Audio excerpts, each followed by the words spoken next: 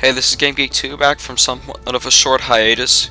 I'm playing on the version 3.0 of the EDU, as per usual, and I'm playing as the Ptolemaioi this time. I'm gonna give a quick overview of my army. I brought two of the excellent Agema Klerucho and Hipeon, and one of the Tyroi Cavalry, and two Sphenonetai. I've also got one unit of the Thrachioi Hipeis to back them up. These are excellent cavalry. Cost about 2,500, just a bit less.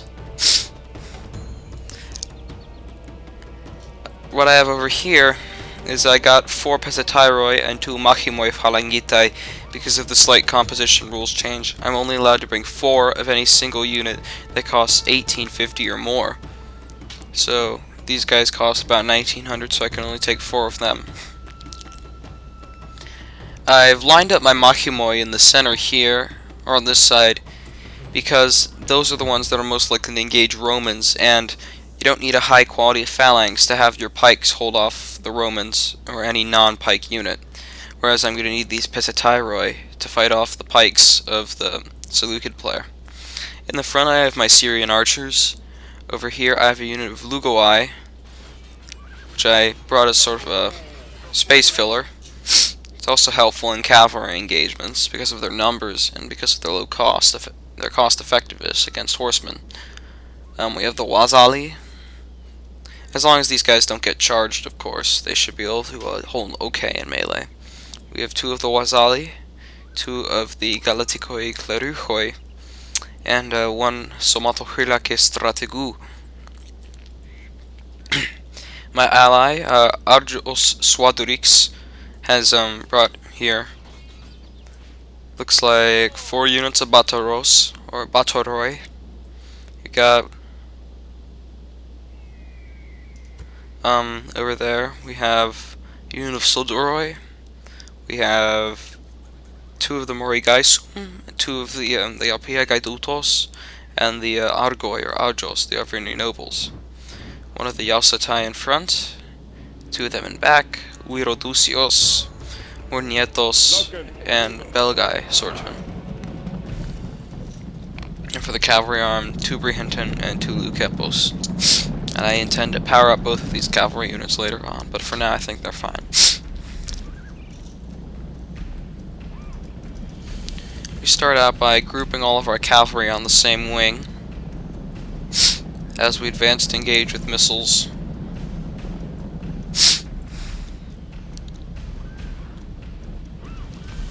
And let's have a quick look at the armies of our opponents over here. Shak has brought over here, he's got a couple of panda phalanxes, an elite phalanx, the Argiraspides, and 2 of the Pesatyroi. And this seems to be a popular tactic now, because of the high numbers of these phalanxes and their high quality. It seems popular to be able to put the general unit inside here, where you're not facing off against a faction with significant scary units, because otherwise a general with command is necessary. I still almost always bring the general unit anyways, because I find it highly useful, and because the small unit can often go unnoticed and cause some important charges. I often rack up well over 100 kills on large size with my general units, pursuing, charging flanks, etc.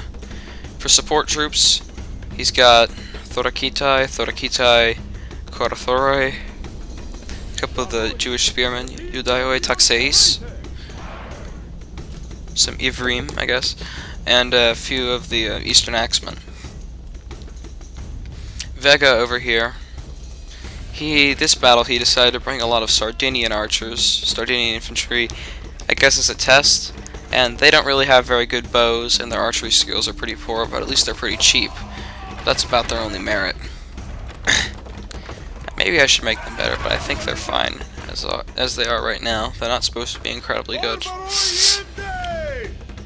Looking at his army composition, he's got 4 veteran cohorts, a couple over there, and he's got,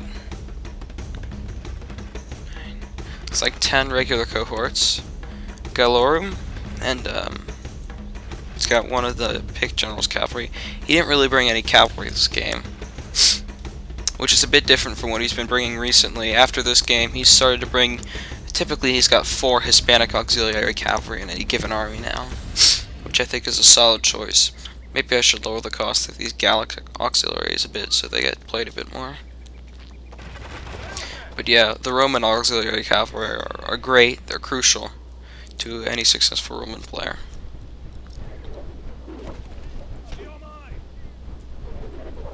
And that's one of the reasons why these Thracians are so good, is because they're about the same level of capability and missile resistance, among other things.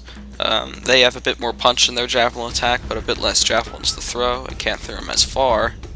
And they're a bit better against less armored troops because they have long swords. Although I may change their stats so it's a bit shorter for a long sword, a bit less effective since their sword doesn't look particularly long to begin with. Anyways, Shak at some point decided to use these horse archers to assail us, and it didn't work out very well. And I have a feeling I may want to make horse archers a bit more powerful.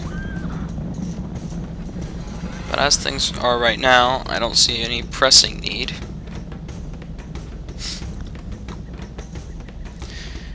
But while we're considering what to do with the Saka faction, this is going to become increasingly relevant.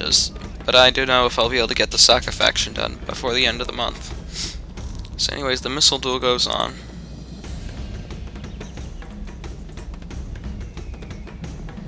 Just have a fast look at what's going on.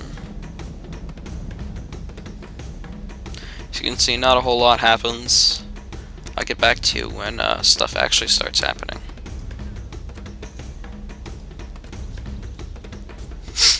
Alright, as battle lines draw near, I kind of want to comment on the disposition of the armies in question. Both of us phalanx players seem to be anchoring the flank more than anything else, and it looks like there's just going to be a massive infantry brawl. Or there's less infantry to fight over here. Typically phalanx battles seem to play out as mainly the phalanx lines engage each other, and what's really decisive is who gets a good flank attack in. But if somebody can break the phalanx at one point, then it's possible for the whole thing to fall apart if it's not managed properly. Anyways, you see here, I'm breaking off my Machimoi into a thinner line to guard the flank against these Romans, while I'm keeping my Pesetairoi here to engage the Seleucids. I form my Toxotai into heavy infantry units, or more accurately, shitty light infantry units, for flanking purposes. Can't be any worse than Phalangites in melee, right? I have my backup troops, my Somantophylakes, and I have my slingers, who haven't really used all their ammo yet. My Thracian Hippes are taking occasional casualties, but not too many. Once again, makes me wonder if I should make these horse archers more powerful.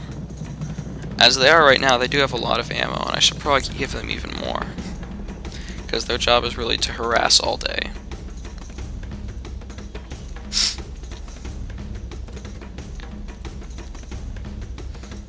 Giving a broader perspective, Vega has arranged his troops in sort of a checkerboard-like formation, except not really. It's not really consistent on all parts. I don't know what he's precisely trying to do here. But he has kept his first cohort towards the back. That makes sense. I didn't see the first cohort. That must be driving up his cost so much. He has a first cohort and 4 veteran cohorts. That would drive up your costs and make you unable to afford cavalry. But why not bring some slinger spams and just try to rush with your infantry? I guess if you can't afford heavy missiles, maybe having a lot of cavalry isn't a good idea. So anyways, yeah, Vega's consolidating his line as Arjos moves in.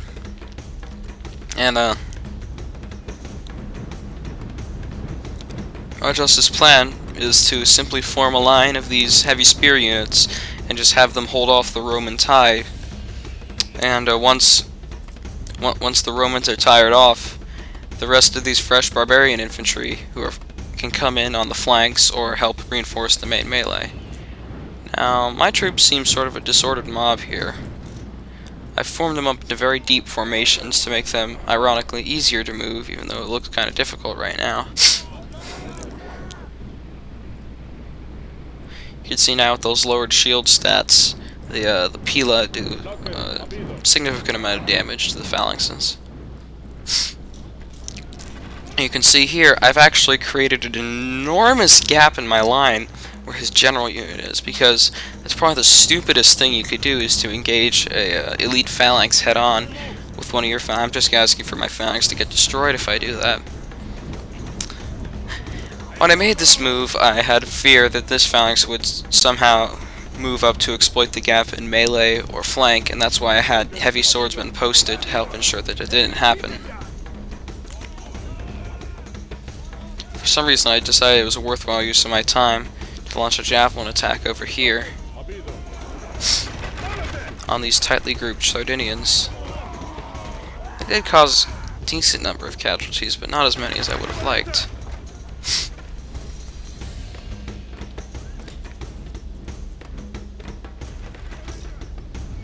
But looking at the whole battle, there seems to be something that's a common occurrence these days between these infantry factions, a guard mode standoff, and I think after this, Vega, well, I won't tell exactly what Vega thought after this battle, or at least what I think he thought, so that'd be spoiling the outcome, wouldn't it be? Anyways, the engagement begins. I have a deeper formation, so in the long run that'll help me. And over here we have the Thorakitai directly engage me on the flank. And I have my cavalry at the ready to launch a flank charge. But already I'm starting to lose over here. Losing there. The Arjos aren't really doing anything, which is good for me. And over here, as expected, I'm coming out the victor. Now, I'm advancing my phalanx line to cover the gap there. But the Westerners really haven't engaged yet. It's kind of a complex interplay here over what unit does what. Instead of all these archers shooting off, causing damage. Finally, I decided to launch my charge on these Thorakitai. Even though they're in guard mode, I figured a good charge could break them. I didn't really get off a very strong charge, but these swordsmen are at a significant advantage against the heavy spears, at least in a short run. And I have my heavy swords also engage all these light troops over here, and my Thracians engaging on the flank, running away from any assaults by the Jewish spearmen. I engaged my light Celtic spearmen over here because they actually stand something up. Actually, no, I run them away, it looks like. And what I do move in is these Clerukoi Agamahi base.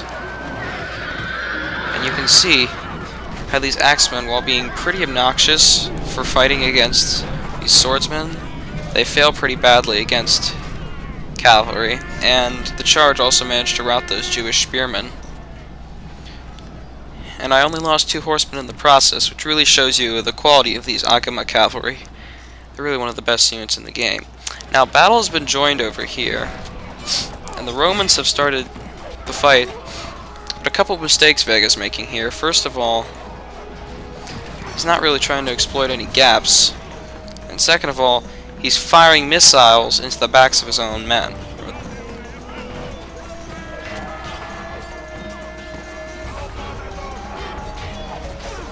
Now, if force is a pride problem,